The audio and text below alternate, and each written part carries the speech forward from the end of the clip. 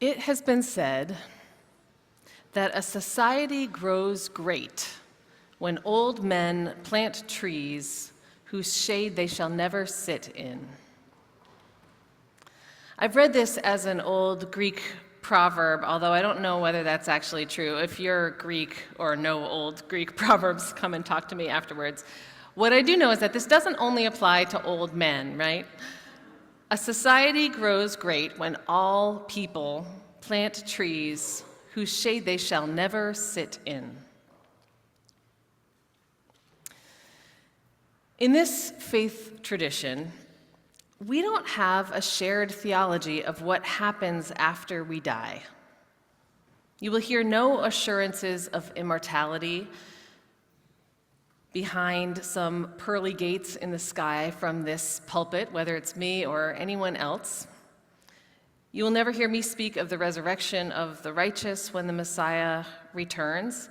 And though different people in this congregation have different beliefs about what happens after our life is over, whether there's some shared beautiful place we enter together after death, or whether there's reincarnation back to the earth, or just a sense simply that our lives are at an end when we die, none of us can fully know that answer when we're alive. What we do know is that each of us affects each other, and that all of the actions that we take in life impact the world around us. Process thinkers and theologians would say that in each moment we encounter all that has ever been and all that is within us and around us, and together, us and everything else around us co-creates what happens next, which in turn affects everything that comes afterwards. The entire history of the universe or multiverse impacts us and our every moment, or as poet Alberto Ríos says in our reading this morning, you are bringing with you every breath and every step of everyone who has ever come before you, and all the yous you have ever been. And for those of you, sorry, I actually have this written in a Philly way, and for yous, noticing that Ríos uses the word use differently than how we use it in Philadelphia. I checked. He's from Arizona, and so he may be forgiven. He's using use. There's very few poets who use the word use, and so I was very excited, but he's not one of ours. It's okay, he's still a great poet. We are directly or indirectly impacted by all those who came before, all that has come before. And yet our freedom as human beings lies in how we receive the past and what we choose to do in creating the future. Our job as people of moral courage, which we all are here, is to feel as much of what has come before as we can, and to choose actions that will work towards the flourishing of all existence in the future. I'm going to say that again. Our job as people of moral courage is to feel as much of what has come before as we can, and to choose actions that will work towards the flourishing of all in the future. In other words, to feel the refreshing cool of a large shady tree on a hot day, and then to use that feeling to help choose to plant a tree whose shade we will never sit in. We can make a house called tomorrow, Alberto Ríos writes. And when I read this poem this week, and I was looking ahead at all of the challenges that I was sort of personally trying to surmount, at all of the violence and the oppression and the pain that is in our world, at first I took comfort with the reminder in the poem that we can make a house called tomorrow, that we have the power to make a difference. We can make a house called tomorrow. And yes, even us cosmically small individuals who are given just a short time to be alive on this planet, we are part of something bigger and longer lasting than any one of our individual lives. We are not powerless to affect change in our world. This is where I first took comfort in today's poem. But then when I spoke with my colleague Jen Crow about this poem, she saw it differently. She said to me, make no mistake, we are making a house called tomorrow through all of our action and our inaction, Through each choice and each unconscious act that we make, we are co-creating the future of existence. The real power doesn't lie in the possibility to make a difference, for we are making a difference whether we like it or not, she said. The real power is getting to choose the difference that we make. A society grows great when all people plant trees whose shade they will never sit in. A society will exist either way. A society will grow in some direction, no matter what its people are doing. But a society will grow great when we choose to make a meaningful difference, not just for ourselves, but for those who will come after. When we neither allow ourselves to dismiss the power of our petty unkindnesses as not important, nor act for ourselves alone. When we choose to build for tomorrow. Last year, our Board of Trustees here in this congregation took some time out of their busy lives to sit together on a Saturday and share their visions for what this congregation would become 50 years from now. And they each envisioned a place that was different from our current congregation, a place that would feel different from our current world. Board members spoke about our congregation playing a transformative role in the wider world 50 years from now and today. But how 50 years from now they hope that we would be actively helping to shape a Philadelphia that is liberated from the shackles of deep poverty, that we would be a place whose people show up when democracy is threatened and help ensure that all have a voice in the decisions that affect them. That we would be a place prepared to receive climate refugees whose own homes have become unlivable due to our changing climate, and whose people are working to restore sustainability to our world. In 50 years, your board members spoke about this community serving as a sanctuary for that which is desperately lacking in our culture, a place for real interpersonal connection in a culture which has become overly focused on our devices. A place for real intergenerational community in a culture where our friend groups are often so segmented by age, and when so many of us live far away from the other generations in our family who might otherwise provide that multi-generational closeness in our lives. That this congregation could become a place where we participate in the deeply human practices of singing together and breaking bread together, and honoring the turning points in the year and the passages in our lives with joy and mourning and reverence. They envision a community where our lives can be lived out fully, where all people have inherent dignity and worth and are treated accordingly, where all people are welcome. And when harmful behavior happens in this community, that this would be a community that would work together to come and restore right relationship with both forgiveness and accountability.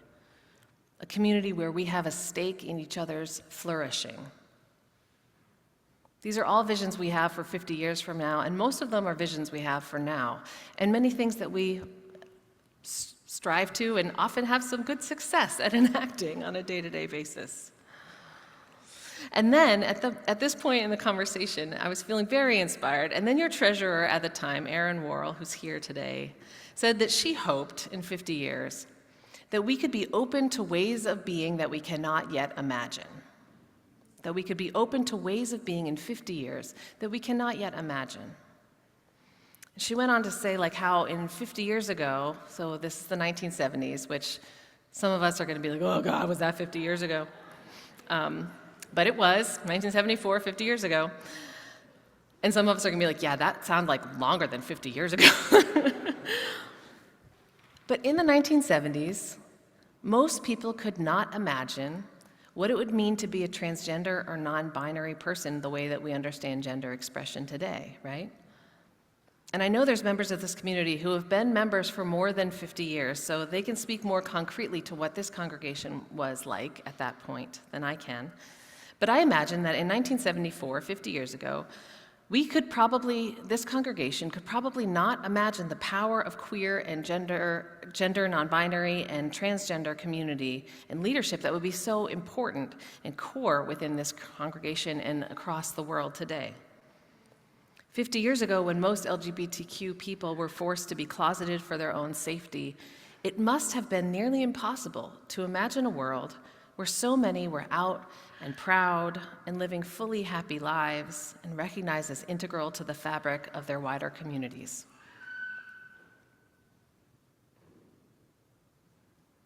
We know that it was not only 50 years ago when this lack of imagination was true. When I came here 8 years ago, and then actually when I announced that my partner was going to be arriving about a year after I got here, and that my partner is a transgender man, there was a congregant who told me that he thought the congregation wasn't ready for that yet. There was only maybe one out person who was trans in the congregation at the time. My friends, there are like at least 50 trans or non-binary people in the congregation now. It only took 7 years. It only took 7 years.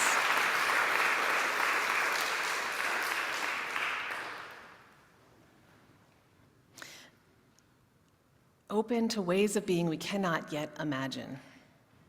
This isn't even mentioning all the other ways that we certainly couldn't have imagined being 50 years ago, but have somehow as a congregation become open to, like individuals having computers. That wasn't true 50 years ago. The arrival of the internet and social media and smartphones, and we're just barely beginning to experience AI, so I think that we have no idea what that's going to be like for good or ill in the coming years. I share Aaron's vision of being a congregation that is open to ways of being that we cannot yet imagine, but I keep asking myself, how can we do it when we don't even know what we're trying to imagine? So this is what I keep returning to when I ask myself that question. Radical hospitality. The word radical originally rose from the word for root in our language. To be radical means to hold on to the root. Radical change is something that affects something's fundamental nature. And we often think of radical as meaning extreme, but it's actually more about returning to the original core or essence of something rather than being an extreme offshoot of something. Radicalism is the practice of stripping away that which is extra or better to better connect with that which is most true. And the word hospitality originally arose from the Latin word hospice, which means both host and guest. So it has to do with the relationship between host and guest. And while its meaning is been taken over by Martha Stewart and a million influencers around the world, hospitality was then, and in some places around the world is still, fundamentally about safety and sanctuary for someone looking for a place to be when they are a stranger in a strange land. Radical hospitality is about returning to the root of what it means to be a place where host and guest find sanctuary together. A radically hospitable person encounters the other in the fullness of who that other person is, rather than pigeonholing them into a preconceived notion of who they should be. A radically hospitable community grounds itself in its values, in the knowledge that all people have inherent worth, that we are all interconnected, and that love must always be the center of what we do. This community was radically hospitable, although I'm sure imperfectly, in the 1940s when we threw wide our gates to the Interfaith and Multiracial Fellowship House community in Philadelphia when their previous host experienced a fire. And we began to host their community monthly service for years, many years. That radical hospitality led to Reverend Martin Luther King Jr. walking through the doors of this congregation, sitting somewhere in our pews, to hear about Gandhi's nonviolent methods of social change. And while he sat here in these pews, he decided that Gandhi's methods were the centerpiece of how he would work for a civil rights movement in the United States. Dr. King's conversion happened here in this space. We were radically hospitable, although imperfectly, I am sure, in the 1960s and 70s when we began to throw wide our gates to hosting events for the LGBTQ community here in Philadelphia. And we played a role in launching the city's first gay rights march. These are just a couple of the moments when we chose to throw wide our gates and invite others whose ways of being were surely hard to imagine for the community at the time. We were surely only beginning to imagine the kind of world we have become. But this congregation chose again and again to be flexible so that they could welcome others, to find ways to be accessible to those whose needs were not yet centered in this community. And so many of you know we've been talking a great deal about our future here as a congregation for the past few years, the future of who we are as a people and the future of how we use our physical space, and how it needs to change to be in service of our mission. When we look around our space, it's not hard to see that we have a building for yesterday, right?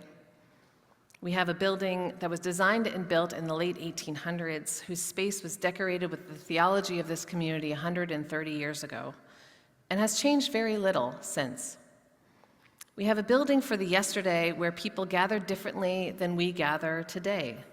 A building for the yesterday where people who used mobility devices to get around were shut out from being vibrant parts of communities like ours. And let's be real, we have a building that shows the wear and tear of the over 50,000 yesterdays it has experienced. It has weathered since it was built. And in the coming weeks, we're going to be working together, as Lincoln mentioned, to raise the resources for a radically hospitable building for tomorrow. A building that shores up the gifts of the architectural legacies that we have inherited from those who came before us, a building that is sustainable for the next generation of use in the time of a changing climate, a building that is more flexible for all of the ways our congregation and community need to use this space in downtown Philadelphia, a building that will go from being about 40% accessible to people of all mobility needs to more than 70% accessible to all people. Yeah, it's a big deal. A building for tomorrow that will help us be open to ways of being that we cannot yet imagine. And so today, after service, we're going to do it. Someone asked this online. We're going to do this both in person, and we are going to try very hard to have it open to people who are on Zoom as well. So if you're on Zoom, feel free to stick around after service. We're having our last focus group. We've been having these for the past few weeks. And the focus group is not a time when we're asking anyone for money. It's a time when we're talking about our plan for our building and our plan for raising the resources to bring it into being. So if you haven't been to a focus group yet, I hope that you will find a bagel somewhere in the building and join us, because you'll find firsthand information on what's happening. You'll get a chance to have your voice and your concerns incorporated into our plan as we move forward. We are people of all different financial means, but we know that every single voice in this community matters as we make a plan to move forward, and every single one of us will be essential to this process of finding the resources to make our plans a reality. We can make a house called tomorrow. We have the power to make a difference, but that power lies in receiving all that has come before and choosing actions that will enable the flourishing of all that can come after. We can make a house called tomorrow, Ríos writes. What we bring finally into the new day every day is ourselves, he says.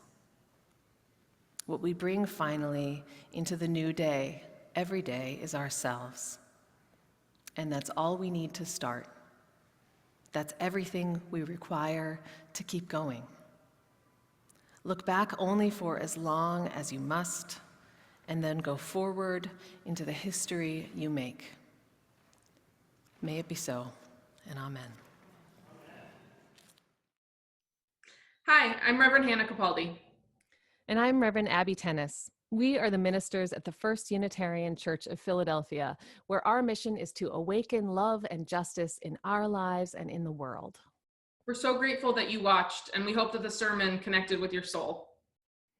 We also want to invite you to join us for a live worship service every Sunday at 11 a.m. Eastern Time. You can always find the link to that service on our website at www.philauu.org.